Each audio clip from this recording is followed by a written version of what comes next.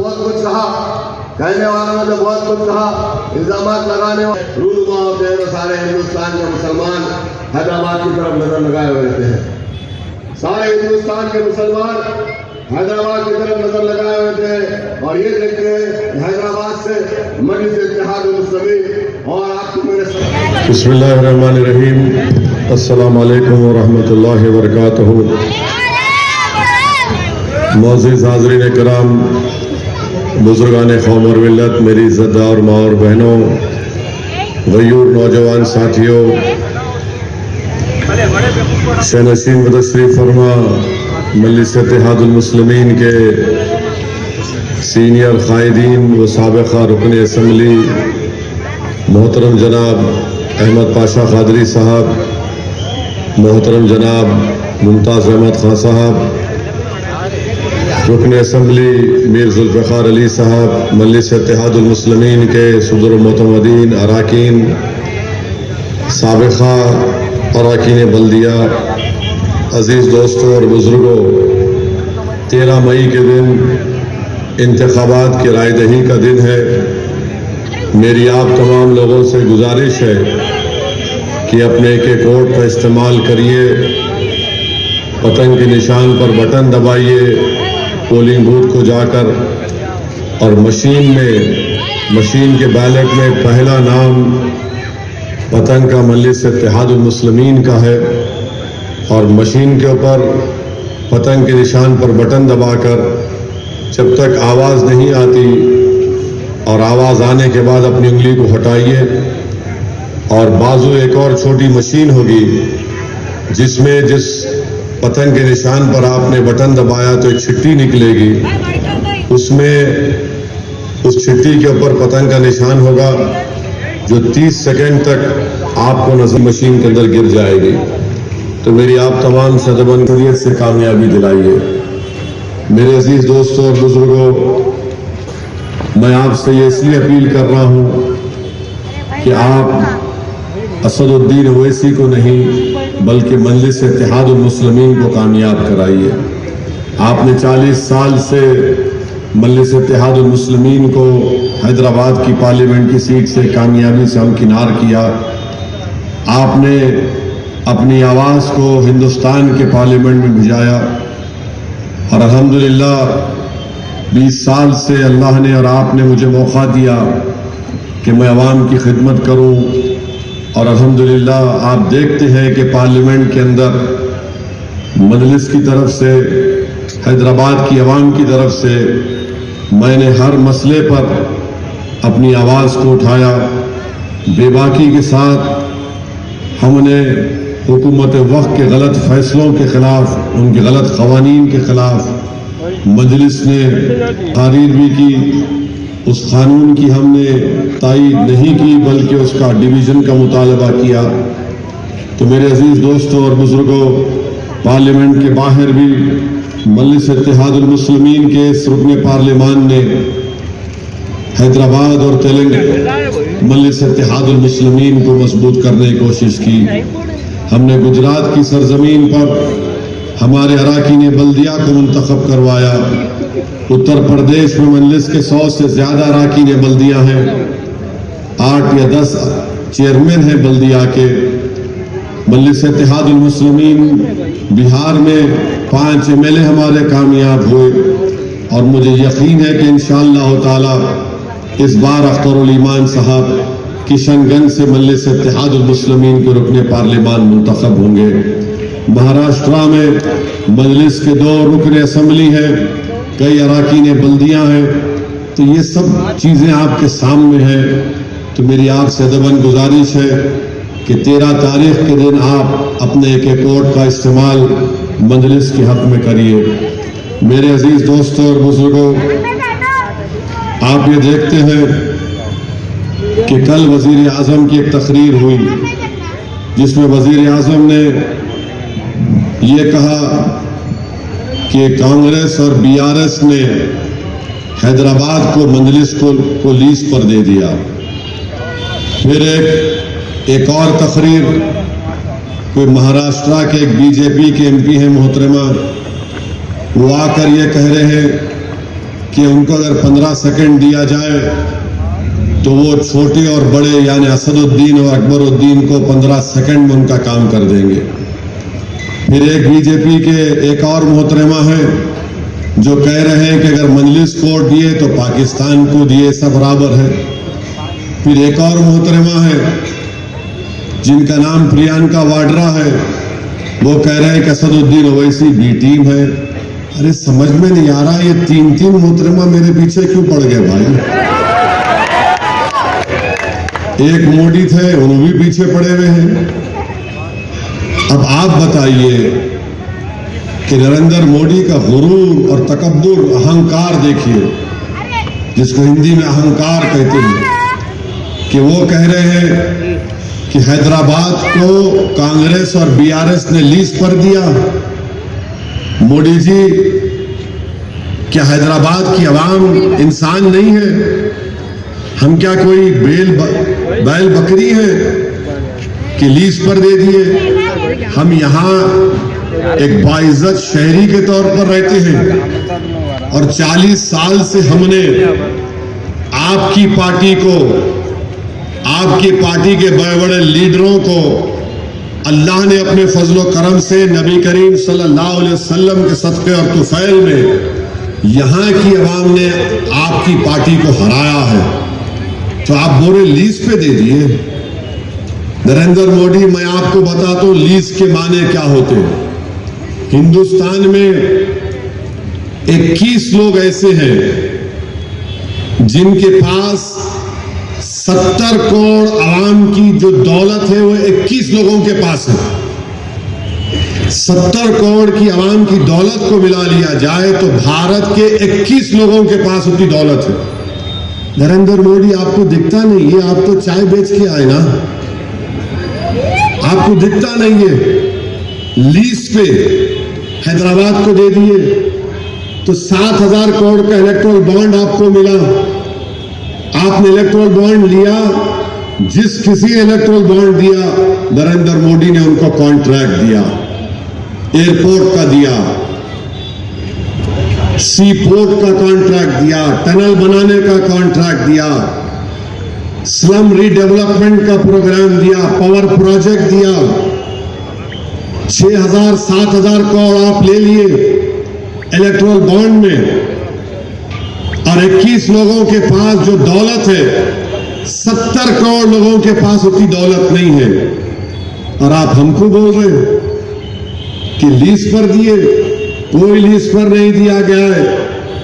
और सुन लो नरेंद्र मोदी, यहां के मुसलमान, यहां का दलित, यहां का बैकवर्ड क्लास के लोग अब की बार इंशाअल्लाह ताला एक बड़ी ताकत के साथ मजलिस को वोट देंगे और पहले से ज्यादा इंशाअल्लाह ताला भारी अक्सरियत से आपकी पार्टी को हराएंगे यहां पे इंशाअल्लाह। लीज पर दे दिए, कौन से लीज पर दिए? मेहनत और कुर्बानियों का नतीजा हमारे ये कि मजलिस कामयाब होती आई है। हमारे अराकीन पुलिस की लाठियां खाए, जुल्म सहे, जेलों को चले गए, जानों को कुर्बान किया, तब जाकर 84 में सालार को कामयाबी मिली। 20 साल 22 साल मजलिस को इलेक्शन लड़ना पड़ा हैदराबाद की सीट को जीतने के लिए, और जब एक बार जीते तो अल्हम्दुलिल्लाह जीत का सफर चलता रहा। मोदी बोल रहे लीज पर दिए। फिक्र मत करो नरेंद्र मोदी, 13 तारीख के दिन आपके इस लीज की तकरीर का जवाब पतंग के बटन पर हैदराबाद की आवाम दबा कर देगी इंशाअल्लाह ताला। अब दूसरी बात, ये प्रियंका वाड्रा, इन्हों बीटी में असदुद्दीन ओवैसी, प्रियंका वाड्रा, एक बात सुन लो, आपको समझ में नहीं आ रहा तो समझा रहा हूं। महाराष्ट्र में आप शिवसेना से अलायंस करें, वो दूध के धुले हुए हैं। वो शिवसेना जिसके बारे में श्री कृष्णा कमीशन में बाल ठाकरे के बारे में लिखा था कि जनरल की तरह रोल अदा किया था, आप भूल गए? वो शिवसेना के साथ बैठे हुए हैं।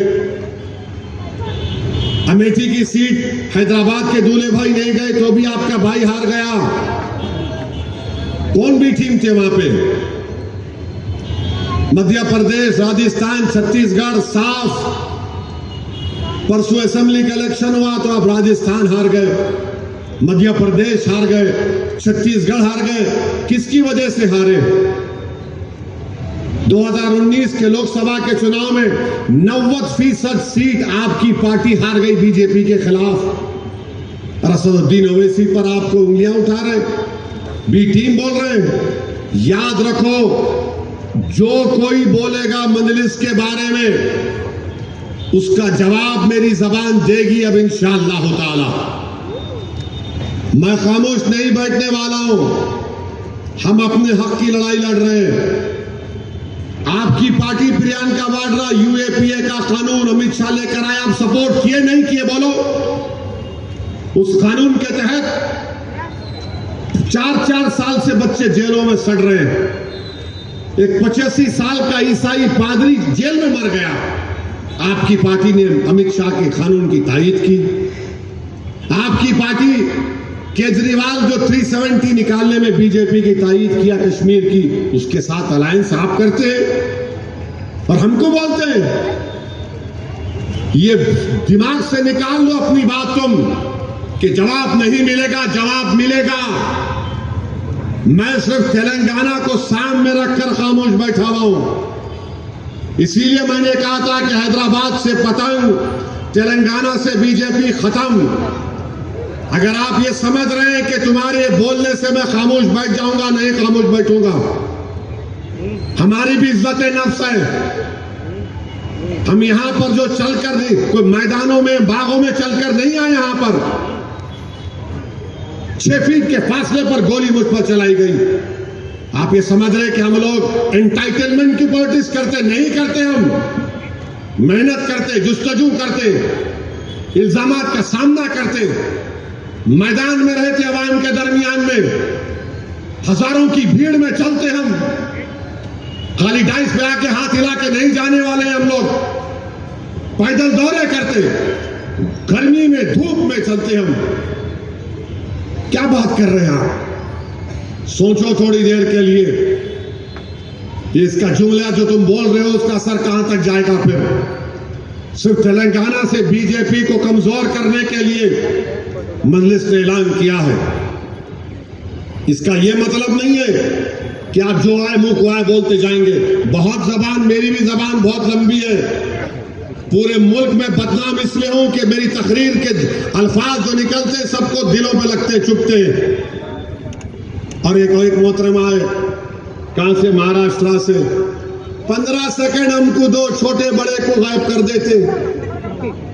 अरे मोहतरमा, छोटे को बहुत समझा के रोक के रखा, छोड़ दूं क्या? और एक बार अगर छोटा निकल गया तो किसी बाप को नहीं सुनता होने सिवाय मेरे। समझा समझा के मियां ठहरो, जरा ठहरो। 2 दिन है, छोड़ दो।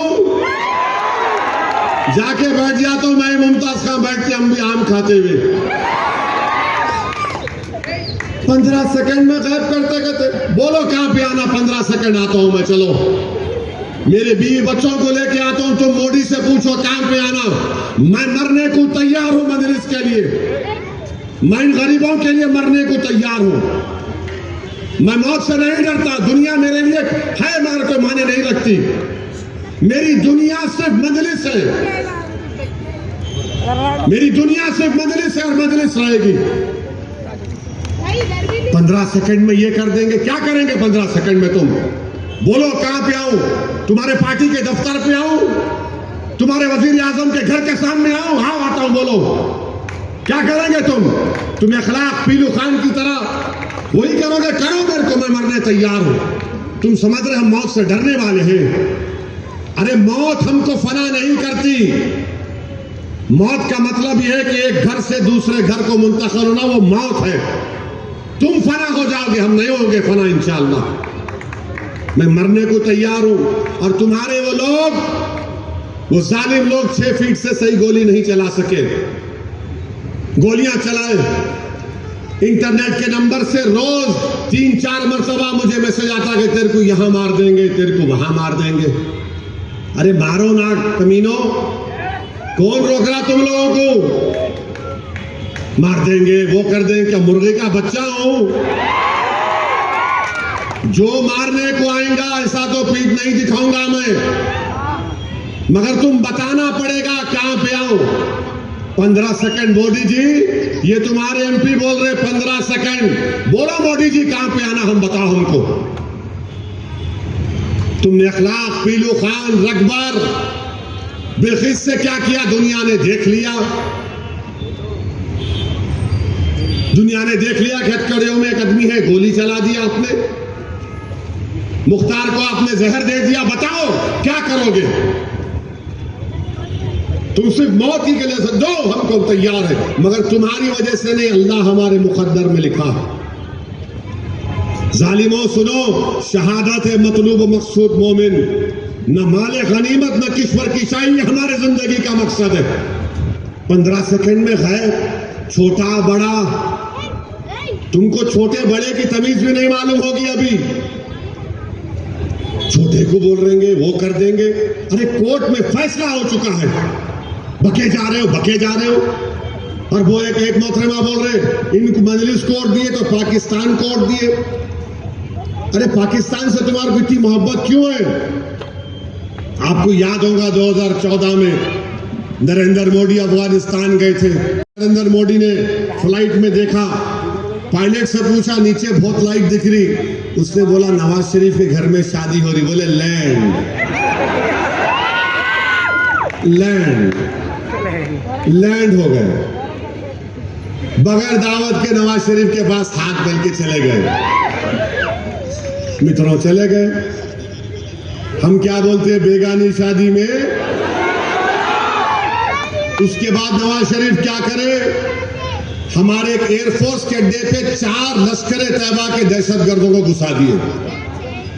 मगर मोदी जी शादी में गए, पाकिस्तान को गए और वहां पर एयरफोर्स के अड्डे पे हमला हो गया। पाकिस्तान, अरे नरेंद्र मोदी के पार्टी वालों, भारत के जो 17 करोड़ मुसलमान आज इस देश में हैं और रहेंगे सुबह क़यामत तक, हमने जिना के पैगाम को ठुकराया था। हम 2 नेशन थियरी को नहीं माने।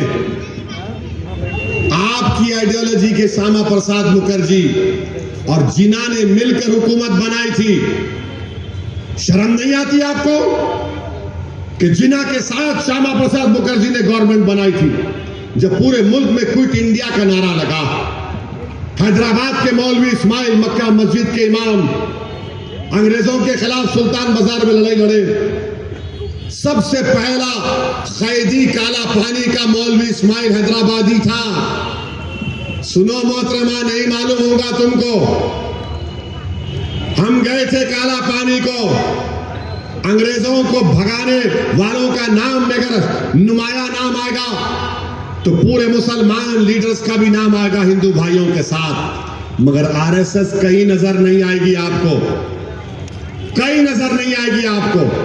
और आज आरएसएस की आइडियोलॉजी वाले आकर मुल्क की वफादारी का मोहब्बत हमको सिखा रहे हैं।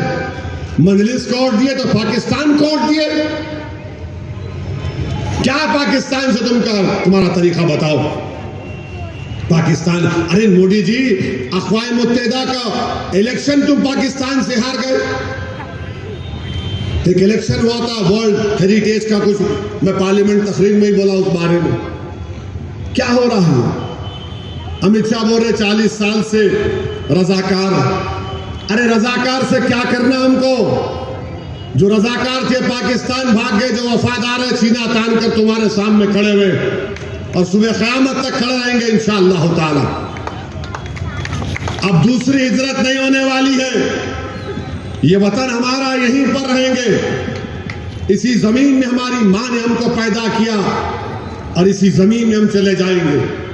तो मेरे अजीज दोस्तों, तो बहरहाल मेरे अजीज दोस्तों और बुजुर्गों, 13 तारीख के दिन मेरी आप तमाम से गुजारिश है कि आप अपना एक एक वोट पतंग के निशान पर बटन दबा कर दीजिए और हम नरेंद्र मोदी